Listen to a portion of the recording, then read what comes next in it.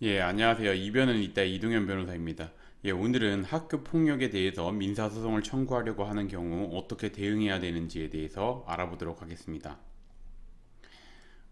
제가 이제 오늘의 주제를 선택하게 된 이유는 이제 최근 이제 학교 폭력, 유명 연예인들에 대한 학교 폭력 미투, 이런 게 좀 많이 사회적으로 이슈가 되고 있고, 이에 따라서 좀 학교 폭력 관련해 가지고 이제 그 피해에 대한 배상을 받기 위해서 어떻게 대응해야 되는지 이렇게 문의가 많이 오십니다.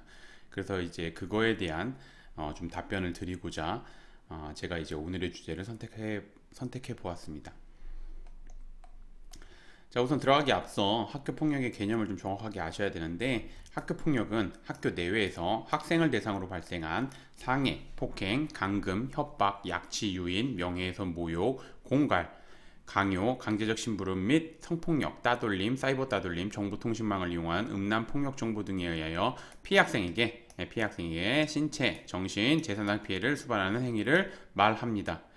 제가 학교 폭력에 대한 정의를 항상 설명을 드리는데, 학교 폭력에 대해서 뭔가 가해 관련 학생이든 피해 관련 학생이든 그 학부모님들이든 이 학교 폭력에 대한 정의를 정확하게 알아야지 대응할 수 있기 때문에 제가 계속해서 말씀을 드리는 겁니다. 그러니까 이 학교 폭력의 개념 요거 좀 정확하게 아셨으면 좋겠습니다.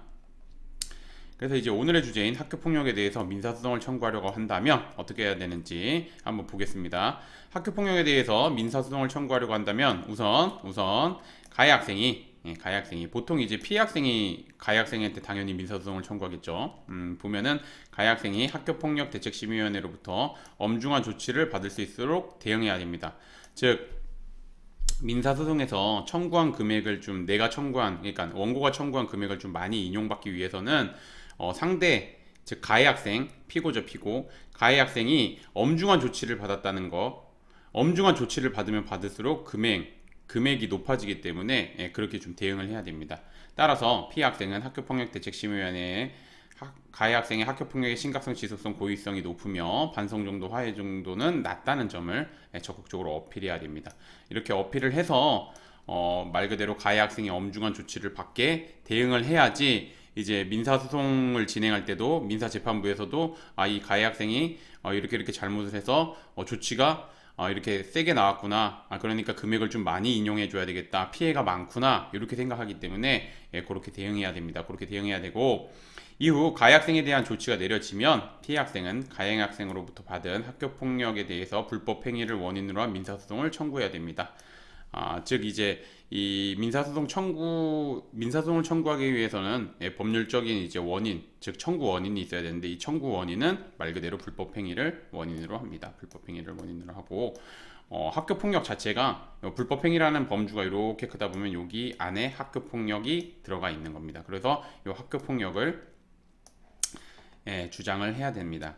그럼 이제 보게 되면 민사소송은 원고가 피고의 불법 행위에 대해서 모두 입증해야 되기 때문에 피해 학생은 가해 학생과 주고받은 메시지 내용, 뭐 피해 학생으로부터 받은 학교 폭력으로 인해, 그러니까 가해 학생으로부터죠. 이건 제가 잘못 써놓은 거고, 가해 학생으로부터 받은 학교 폭력으로 인해 병원을 다니고 있다는 진료 내역서, 가해 학생이 받은 조치, 아까 말씀드린 것처럼 엄중한 조치를 받게 해서 엄중한 조치 내용.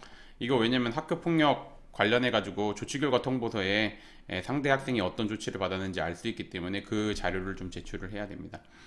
이런 거를 바탕으로 해가지고 학교 폭력을 당했고 이로 인해 일상생활이 힘들 정도로 정신적으로 혹은 육체적으로 고통을 받고 있다는 점을 적극적으로 주장해야 원고가 원고가 청구한 청구 금액의 많은 부분을 인용받을 수 있습니다. 그렇게 아시면 되고, 그래서 이제 오늘의 주제를 좀 정리하면 최근에 이제 학교 폭력이 이슈가 되고 있고 학교 폭력에 대해서 이제 뭐 아무래도 이제 피해가 좀 크다 보니까 가뜩이나 이제 미성년자이고 좀 이제 그 질풍노도의 시기라고 하죠. 그런 시기에 이제 학교 폭력을 당해버리면 굉장히 좀 많이 힘들어하는 경우가 많습니다.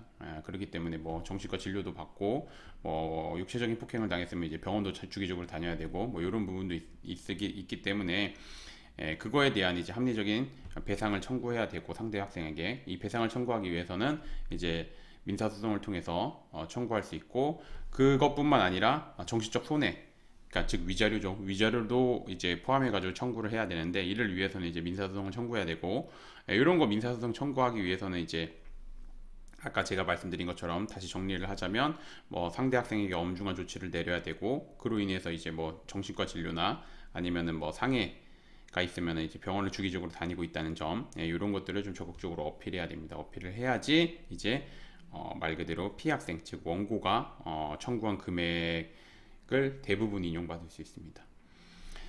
요게 좀 법률적인 부분이기 때문에 제가 생각하기에는 이제 주변에 변호사님들 좀 도움을 받으면 좋겠고, 특히나 이게 민사소송이지만 학교 폭력을 정확하게 알고 있으신 변호사님들의 도움을 받는 것이 좋습니다. 특히 이제 학교 폭력을 알고 있다는 거는 말 그대로 이제 학교 폭력 대책 심의위원회로 지금 활동하고 있으시거나 아니면 학교 폭력을 많이 다뤄본 그런 변호사님들의 도움을 받는 것이 꼭 필요할 것 같습니다. 예. 오늘의 주제는 여기로 지금 요걸로 마치겠고, 저는 이변은 있다 이동현 변호사였습니다. 예, 감사합니다.